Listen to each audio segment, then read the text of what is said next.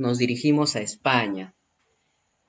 Colocamos una breve pausa en todos los proyectos que se está ejecutando, tan hermosos, todos los cantantes que se vienen organizando, pero nos involucramos más en un tema de literatura. En amplios términos, es un poco distraído, puesto que podemos encontrar conceptos mal definidos, un país con una cultura por excelencia, no solo en sus letras, sino en su historia. Tenemos el placer de entrevistar a una escritora con inmensurable experiencia, y no nos referimos solo a literatura. Ella es relacionista pública, administradora, escritora y ferroviaria. Ha publicado dos poemarios. Todavía no quiero mencionarlo su nombre porque quiero que ustedes se vuelvan en la incógnita y sea como un laberinto, ¿no? Tal como he mencionado, ha publicado dos poemarios, Laberinto de Pasiones, 2016, y Soñador de Nubes, 2018. Sus cuentos infantiles son El viaje de la luna a Mundo Letras, Un lugar lleno de magia, el 2018, Miquel y John y La búsqueda de Failing, el 2019. En el 2015 fue seleccionada en el quinto concurso de poesía libre, Versos en el aire. 2016 en el segundo concurso de poesía romántica, Versos del corazón. Finalista del certamen de cuentos y narrativas infantil para crowdfunding literario con La búsqueda de Failing. Mención especial en la primera antología hispanoamericana, Tintas y Escritores. De verdad, es un gusto tener en la plataforma desde España, desde Europa, a una escritora muy relevante. Ella es Dori Lanzonera. Muy buenas tardes, Dori. ¿Cómo estás? Hola, buenas noches desde España. Muy bien. Buenas noches. Buenas noches para Coméntame. nosotros. Buenas tardes para vosotros. Solo te voy a corregir una cosita pequeña. Mi apellido es Lanzorena. Sé que es un poco complicado para vosotros, pero es Lanzorena, Dori Lanzorena. Muchas gracias por tu presentación. No soy más que una aprendiz de letras todavía. Tengo mucho que aprender, mucho camino que andar para llegar a ser una persona relevante en este mundo de la literatura. Aunque creo que no llegaré nunca, porque creo que siempre somos personas que tenemos mucho que aprender. Sí, el ser humano está en constante expedición, búsqueda, a pesar de no hallar, de supuestamente haber encontrado el significado en nuestra vida y no solamente en nuestras letras ni en nuestro destino. Pero cuéntame, ¿cómo te está tratando en estos momentos España? A la coyuntura, el coronavirus, es un sinfín de cosas y conceptos. Sí, ciertamente. Bueno, creo que vosotros estáis en la misma tesitura. Ciertamente es algo que si nos lo llegan a contar pensaríamos que esto es algo de ciencia ficción, que no es real. Pero estamos en un momento de normalidad, de una nueva normalidad, como se llama aquí, en la que empezamos a vivir, a abrirnos un poquito, a empezar a hacer pequeñas cosas en público. Aunque el tema, por ejemplo, de la cultura está muy parado, no se puede hacer nada, hay mucha restricción de aforo, porque tenemos que tener una distancia social para evitar este coronavirus, este bicho que circunda a este universo. Entonces, es un momento difícil, es un momento complicado para todos. Es un momento en el que hemos pasado de quedarnos en casa a salir con mascarillas, intentando mantener esos 2 metros de distancia para evitar los contagios. Aunque de vez en cuando hay algún rebrote que nos pega algún susto. Por lo general, nuestras actividades cotidianas, sea del 2019 para abajo, ¿no? Ha surgido una repercusión y lamentablemente, bueno, digo en ambos aspectos, el ser humano tiene que adaptarse, tiene que llegar a encontrar alguna solución a pesar de que todavía el virus no ha sido solucionado. Pero discúlpame Dori, dejemos de conversar de estos temas tan negativos que están afectando bastante a nuestra sociedad y también afectando a la persona. Cuéntame, ¿en tu pasión por la escritura existió una persona especial o cómo nace ese amor por la escritura, por la literatura? Porque siempre hay una persona o hay una clase, un docente que te inyecta ese, digamos, ese swing. Bueno, yo siempre he pensado que la persona que a mí me indujo a meterme en este mundo de la literatura fue mi madre. Y digo mi madre porque mi madre ha sido siempre una mujer que ha leído mucho, que lee mucho y que escribía mucho. Yo la recuerdo siempre leyendo y a la vez que ella leía me compraba libros para que yo también leyera. Entonces desde muy niña todo, absolutamente todo aquello que caía en mis manos fue leído por mí. Eso yo creo que me fue incitando y enseñando lo que es el mundo de la literatura, el mundo de los libros. Luego, con el paso de los años, aquí por lo menos en España, no sé vosotros, pero aquí en el colegio nos ayudan a que nos crezca ese amor por la literatura, nos incitan a leer, nos enseñan a leer.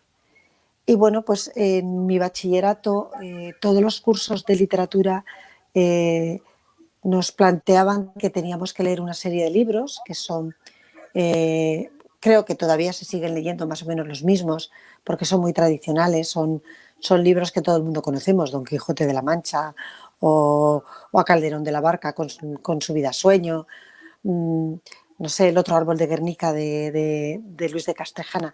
Entonces, son libros que hemos ido leyendo todos los niños y a mí me gustaban muchísimo. Aquellos libros me hacían a mí que mi imaginación volara, de tal forma que no solamente leía, sino que resumía y a la vez en mi imaginación formaba otros mundos alrededor de ese que yo estaba leyendo.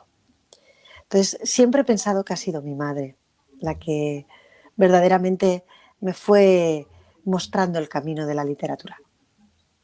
Ese es un punto muy exacto y de verdad una realidad un tanto sensible, ¿no?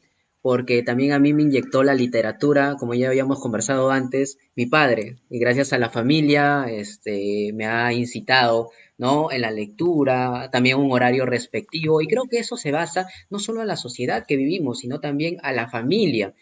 Pero coméntame, las primeras obras o lecturas que leíste, me imagino que como todo niño estamos influenciados por la ficción. En estos momentos, el camino correcto que estás recorriendo, escribiendo, ¿es la ficción o la realidad? ¿Cuál de esas dos aperturas están incitando, ¿no? La imaginación. Bueno, yo creo que por lo menos en lo que yo escribo hay un tanto por ciento de realidad y un tanto por ciento de ficción. Siempre se escribe de lo que tú vives, de lo que te emociona, de esos sentimientos que tú tienes, por lo menos en la poesía, cuando yo escribo poesía. Al final, todo aquello que me emociona forma parte de mí y hace que yo escriba. Pero también es cierto que escribo cuentos, los cuentos infantiles son ficción.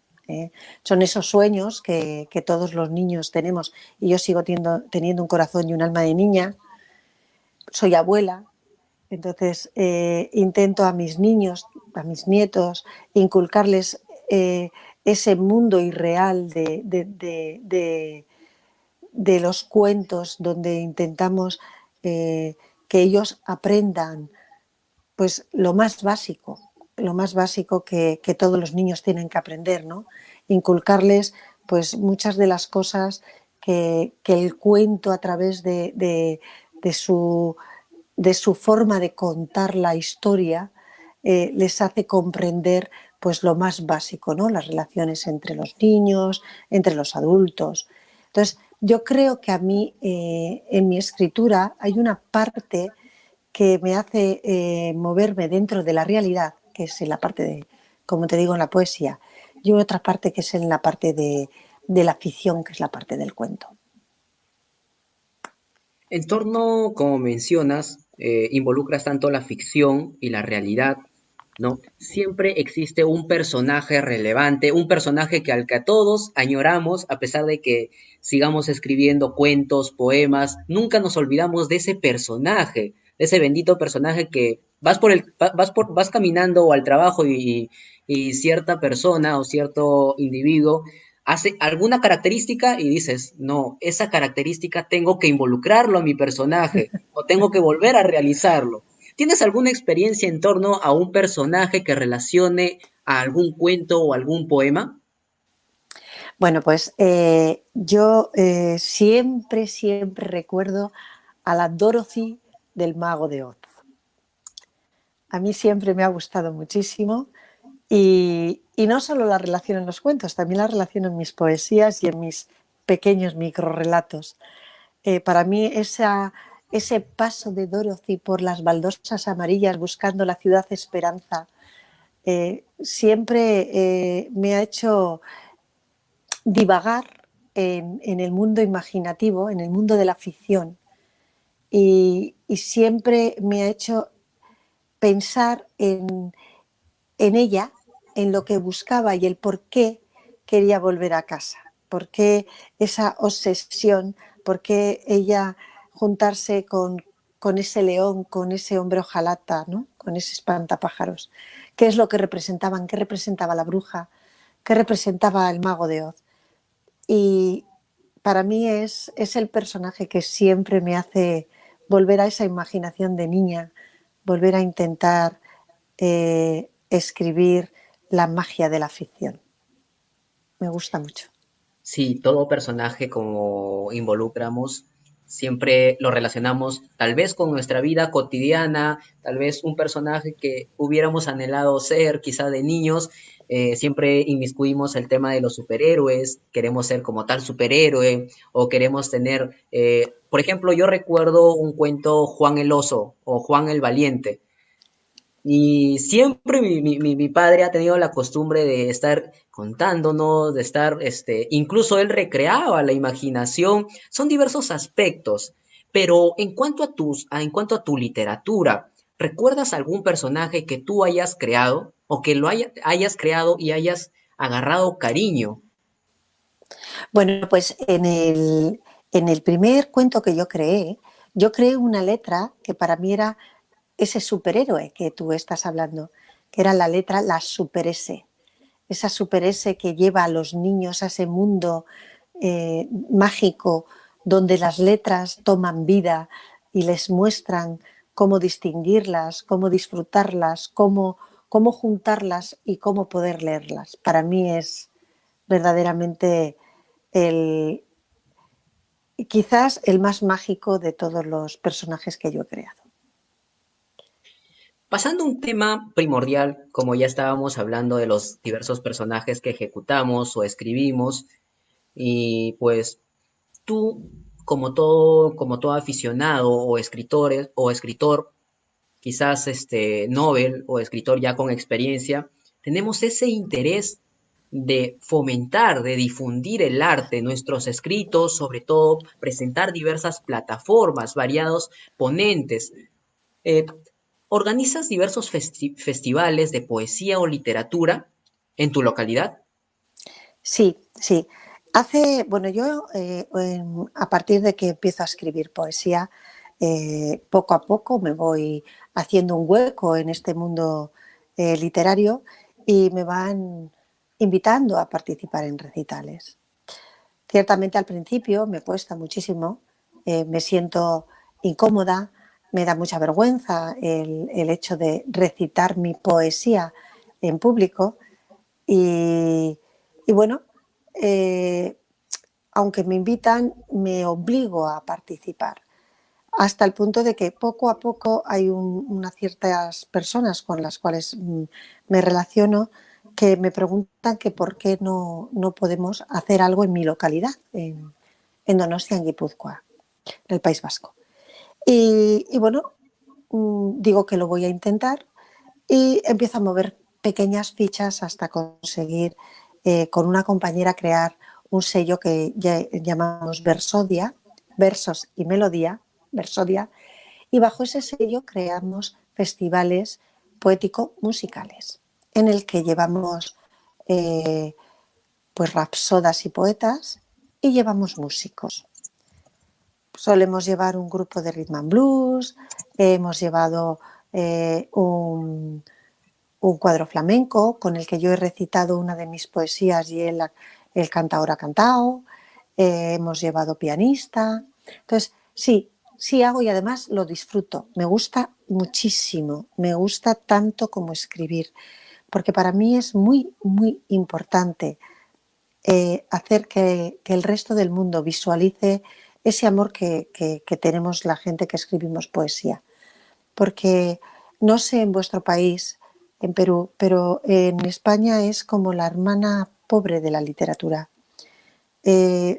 Hoy por hoy parece ser que empieza a tener un poquito más de aceptación, ¿no? Como que la gente empieza verdaderamente a darse cuenta de que la poesía es literatura, es arte y verdaderamente escribir poesía es complicado, porque en pequeños espacios dejas muchos jirones de tu piel y muchos sentimientos y emociones.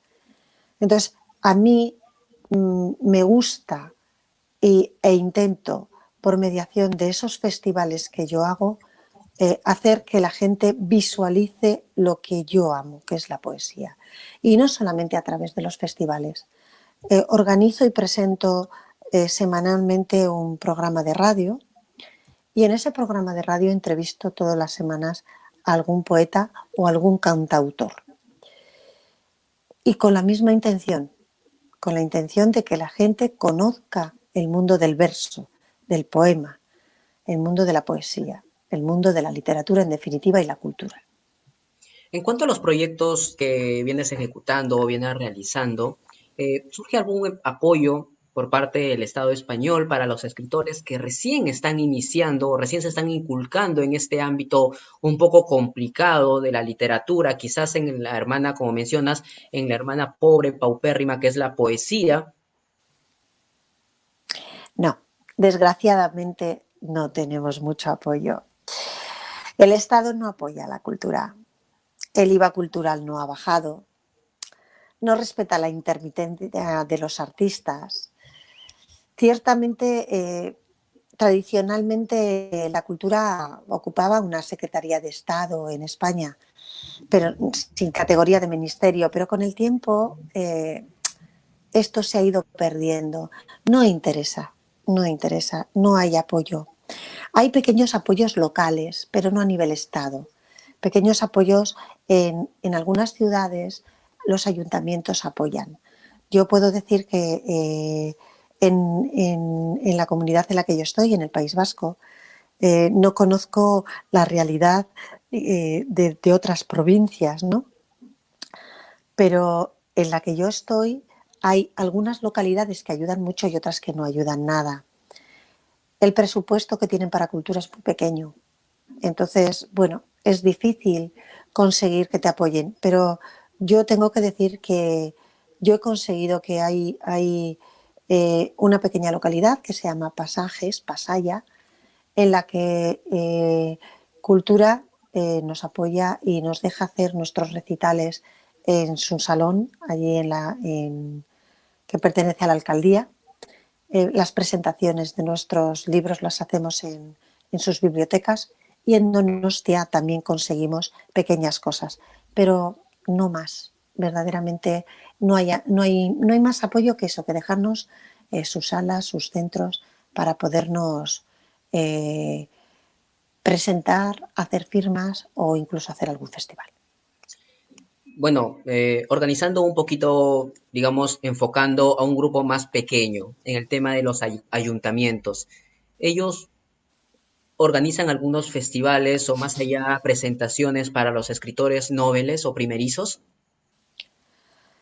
Eh, Exclusivamente de primerizos, no. Es más, yo creo que tenemos un pequeño problema y es que normalmente estos pequeños ayuntamientos, cuando llegan sus ferias de libros, las ferias de libros de sus ciudades, recurren más a gente de fuera que la gente local.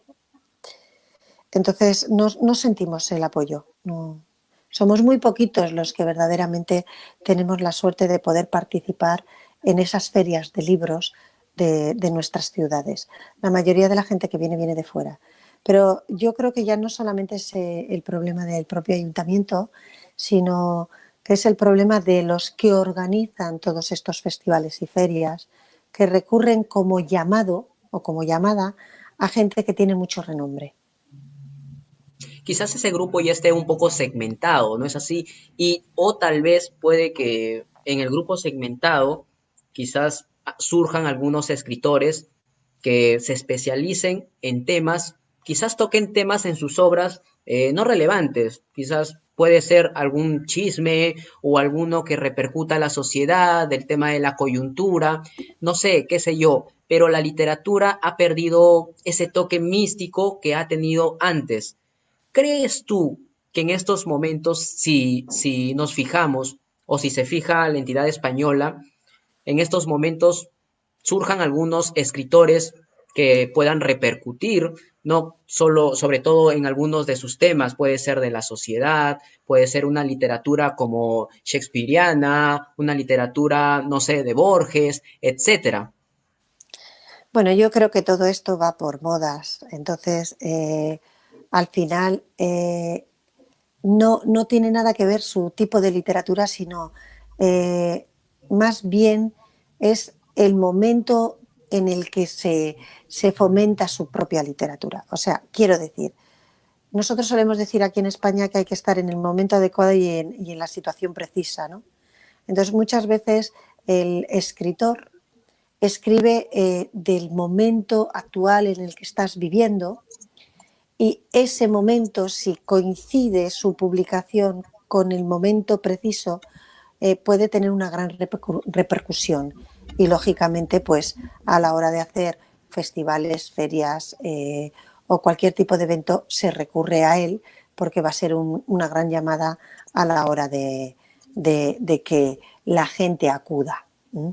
Pero sí que es cierto que, por ejemplo, hay una de las cosas que tú y yo hablamos hace unos días, eh, que sí que influye mucho, y es eh, la trayectoria de algunos escritores que empiezan como empecé yo y que tienen verdaderamente pues muy marcada esa trayectoria, ese tipo de literatura que ellos hacen, eh, que no ven su salida muy clara, terminan por metiéndose en un mundo de política y consiguen salir adelante.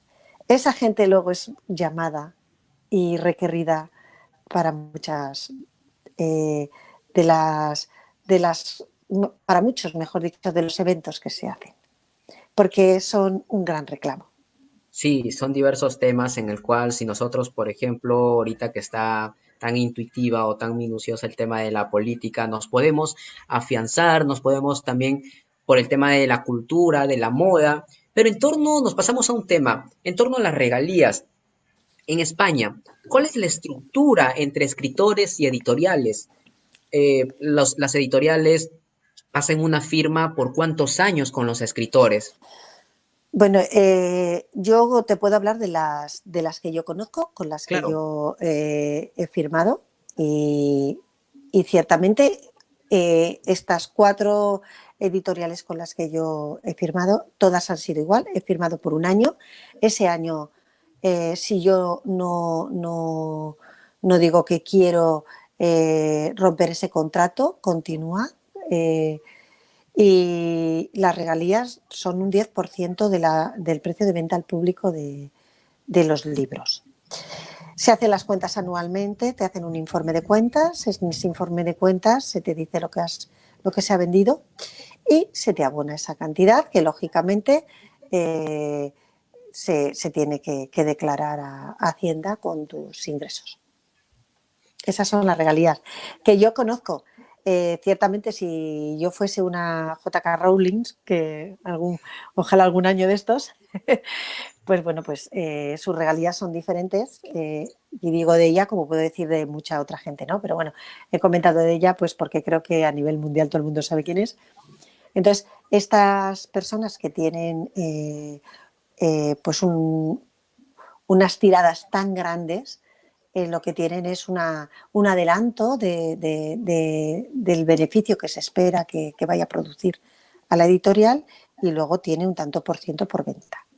Pero los que somos noveles, creo, por lo menos con los compañeros que yo he hablado, están en las mismas circunstancias que yo.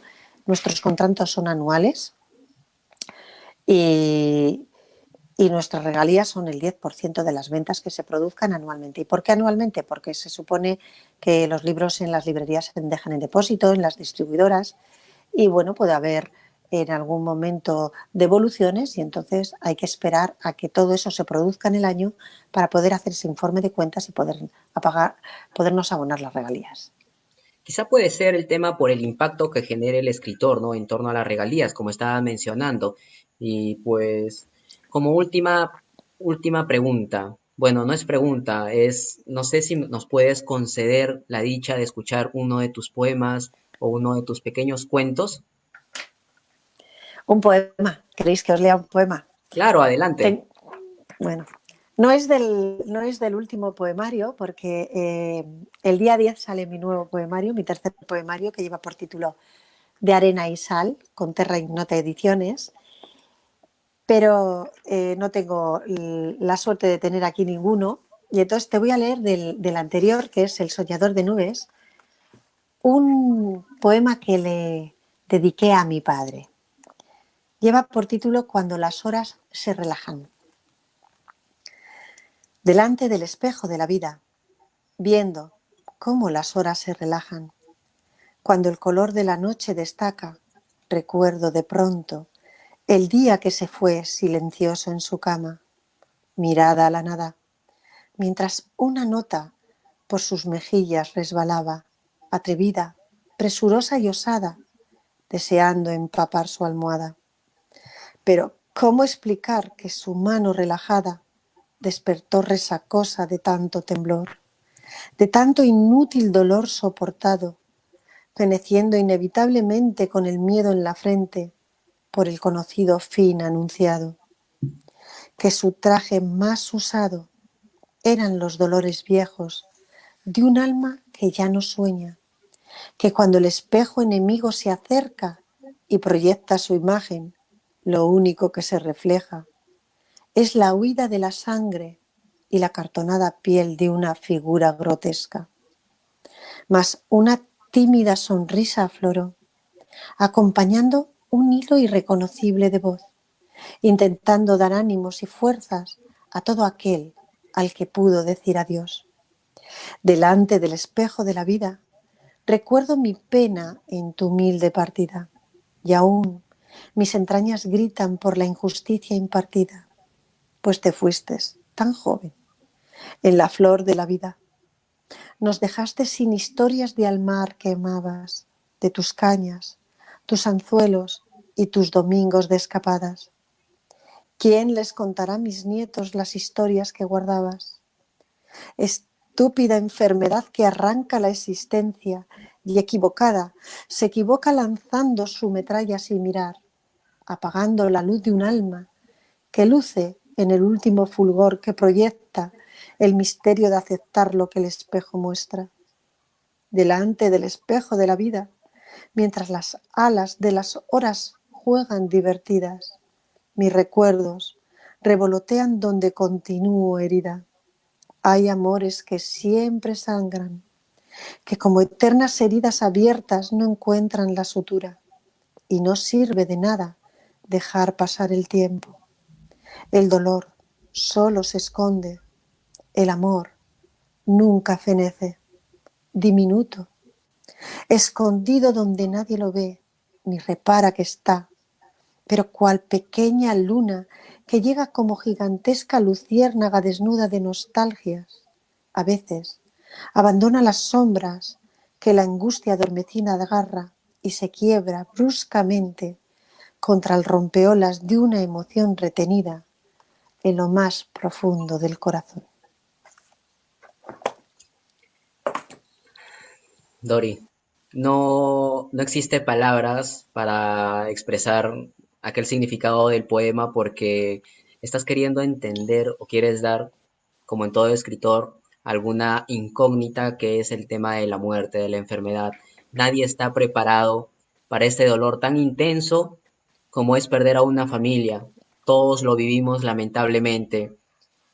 Y coméntame. Efectivamente, efectivamente. Ese poema se lo dediqué a mi padre.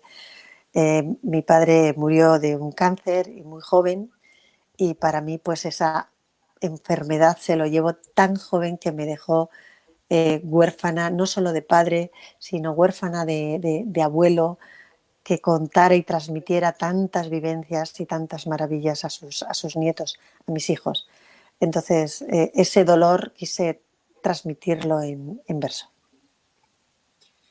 De verdad agradecerte, Dori, la participación en este pequeño y corto espacio del primer Festival Internacional El Almacén Cultural, y que tengas presente que la revista El Almacén, como mencionan todos los invitados, nosotros solo colocamos la plataforma, ustedes organizan el festival.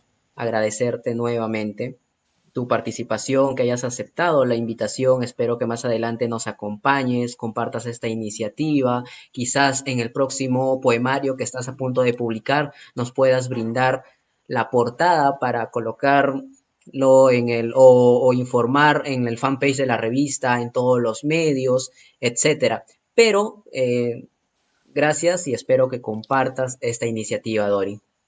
Por supuesto que sí. Muchísimas gracias por haberme dejado participar con vuestra revista cultural, seguir fomentando la cultura internacionalmente. Es un maravilloso trabajo el que hacéis y podéis contar conmigo para lo que queráis. Estaré encantada de participar. Y Muchísimas gracias. antes de retirarnos, Dori, también agradecer a Héctor Vázquez, una gran persona en el lado técnico y en el lado humano. Sí, por supuesto que sí. Muchísimas gracias a Héctor, con el que además tuve el primer contacto que le conozco personalmente. Algo que para mí fue maravilloso. No sabía quién era y fue casualidad. Fue casualidad. Sí, me mencionó un día, haciendo un paréntesis rapidito, me mencionó que había una escritora española que quiere participar en el festival, ¿no? El Almacén Cultural. Y nosotros, encantado, ya, hacemos un espacio, aperturamos una fecha más, pero tiene que estar sí o sí como todos los participantes. Agradecer de antemano, espero que fomentes esta iniciativa. Y no solamente se va a quedar como un festival, sino cada sábado va a tener una ponencia de cualquier participante en proyectos, en literatura, arte y mucho más. Pues os seguiré y verdaderamente estoy encantada de haber podido participar. Y lo que queráis, como te digo, en cualquier momento nos oímos, nos vemos y podemos participar tanto tú conmigo como yo con vosotros. Excelente, Dori. Muchas gracias, ¿eh? Hasta luego. Gracias, adiós.